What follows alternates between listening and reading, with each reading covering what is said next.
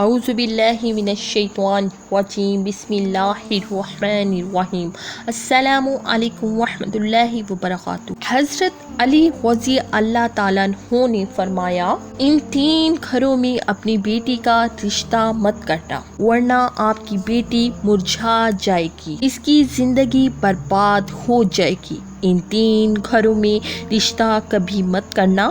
ایک روز حضرت علی رضی اللہ تعالیٰ عنہ کے پاس ایک مالدار شخص آیا اور بہت پریشان تھا۔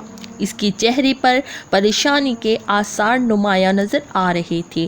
اس نے حضرت علی رضی اللہ تعالیٰ عنہ سے فرمایا، امیر المومنین، میں بہت زیادہ پریشان ہوں، میری پریشانی آپ ہی دور فرما سکتے ہیں۔ حضرت علی رضی اللہ تعالیٰ عنہ نے فرمایا، کیا مسئلہ ہے، کون سی بات ہے جو تمہیں مجھ تک لے آئی؟ اس مالدار شخص نے عرض کی، امیر المومنین، میں اپنی پیاری بیٹی کا رشتہ کرنا چاہتا ہوں، ڈر جاتا ہوں کہ میری بیٹی کہیں دکھ اور تکلیف اور پریشانیوں میں مبتلا نہ ہو جائے۔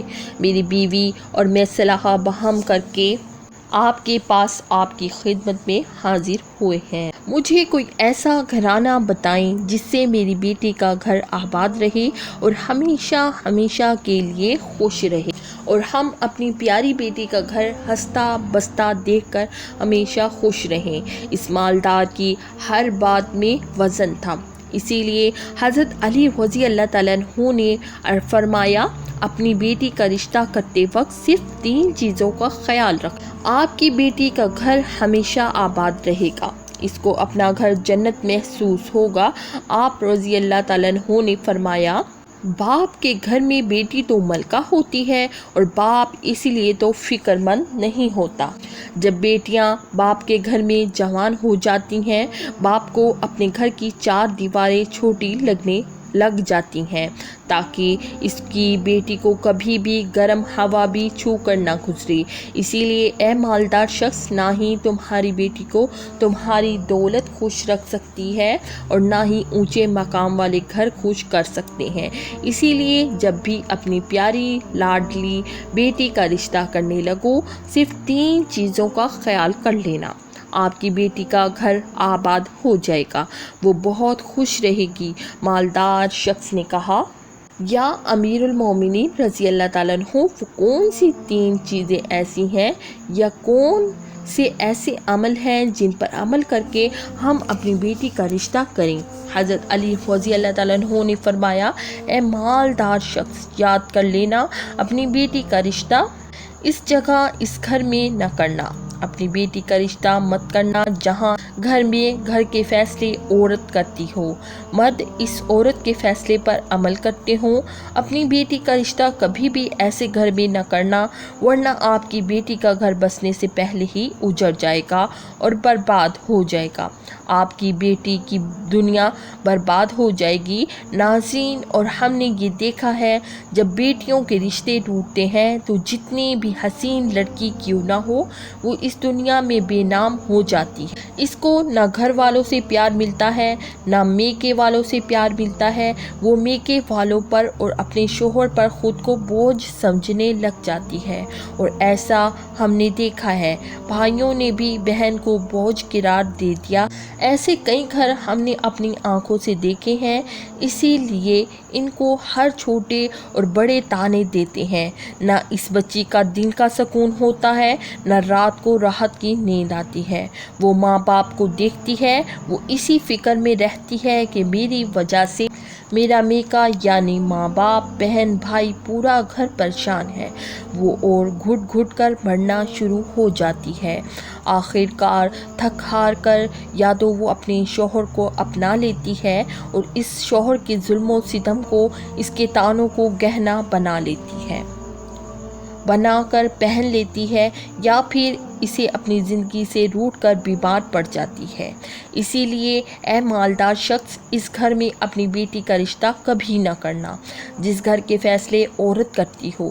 نمبر 2، حضرت علی رضی اللہ تعالیٰ عنہ نے فرمایا، اے شخص، کبھی بھی اپنی بیٹی کا رشتہ اس گھر میں نہ کرنا، اس گھر میں مت کرنا جہاں عورت کی عزت نہ ہوتی ہو، جہاں صرف مرد ہی حکمرانی کرتا ہو، وہاں اپنی بیٹی کا رشتہ نہ کرنا، ورنہ تمہاری بیٹی کا گھر بسنے سے پہلے اجڑ جائے گا۔ ناظرین، ہم نے اپنے ارد گرد یا کہیں نہ کہیں ضرور دیکھا اور سنا ہے، ایسے گھر بھی ہیں جو عورت کو اپنی جوتی کی نوک پر رکھتے ہیں۔ حالانکہ اللہ تعالیٰ کے پیارے نبی، ہمارے پیارے نبی حضرت محمد مصطفیٰ صلی اللہ علیہ وآلہ وسلم نے فرمایا کہ جیسا تم کھاؤ اپنی بیوی کو بھی ویسا ہی کھلاؤ، جیسا تم پہنو ویسا ہی اپنی بیوی کو پہناؤ۔ لیکن ایسے گھر بھی ہیں جو صرف خود کو اول سمجھتے ہیں اور اپنی بیوی کو خاطر خواہ میں بھی نہیں لاتے۔ ایسے شخص بھی ہیں جو اپنی بیوی پر ظلم و ستم کر کے خوش ہوتے ہیں اور کہتے ہیں ہم نے اپنی برادری میں اپنا نام اونچا کر لیا ہے، حالانکہ وہ اپنا نقصان کر رہے ہیں، کیونکہ میرے حضور اقدس صلی اللہ علیہ وآلہ وسلم کے سنت پر وہ عمل پیرا نہیں ہوئے اور اپنے لیے عذابوں کا گڑھا کھود رہے ہیں۔ اس لیے اے شخص، اپنی بیٹی کا رشتہ اس جگہ مت کرنا جہاں عورتوں کی عزت نہیں ہوتی۔ حضرت علی رضی اللہ تعالیٰ عنہ نے فرمایا، اپنی بیٹی کا رشتہ اس جگہ کرنا جہاں اس کا خاوند اپنی بیوی کے ساتھ نرمی، خوش خلقی اور حسن سلوک کے ساتھ پیش آئے، جو اپنی بیوی کے حقوق ادا کرنے میں کسی قسم کی غفلت اور کوتاہی نہ کرے، جو اپنی بیوی کا اس طرح ہو کر رہے کہ کسی اجنبی عورت پر نگاہ نہ ڈالے، جو اپنی بیوی کو اپنے عیش و عشرت میں برابر شریک سمجھے، جو اپنی بیوی پر بھی ظلم و ستم اور کسی قسم کی بے جا زیادتی نہ کرے، جو اپنی بیویوں کی خوبیوں پہ نظر رکھے، معمولی غلطیوں کو نظر انداز کرے، جو اپنی بیوی کی مصیبتوں اور بیماری اور رنج و غم میں دلجوئی، تیمارداری اور وفاداری کا ثبوت دے، جو اپنی بیوی کو پردے میں رکھ کر عزت و آبرو کی حفاظت کرے اور اس کو ذلت و رسوائی سے بچائے رکھے، جو اپنی بیوی کو دیانتداری اور دینداری کی تاکید کرتا رہے اور شریعت کی راہ پر چلائے، جو اپنی بیوی کے اخراجات میں کنجوسی نہ کرے، جو اپنی بیوی پر اس طرح کنٹرول رکھے کہ وہ کسی برائی کی طرف رخ بھی نہ کر سکے۔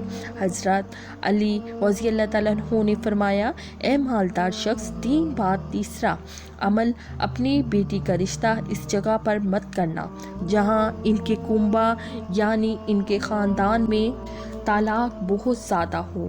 وہ گھرانہ جتنا بھی امیر ہوگا، خواہ ان کے پاس 1000 اونٹ کی قطار بھی کیوں نہ ہو، اپنی بیٹی کا رشتہ اس خاندان میں، اس گھرانے میں، اس گھر میں کبھی نہ کرنا جہاں عورت کو طلاق دینے کا رواج بہت زیادہ ہو۔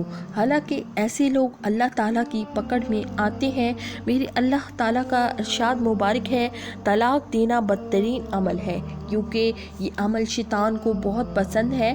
اللہ تعالیٰ نے طلاق دینے والے پر بہت غضبناک ہو جاتے ہیں۔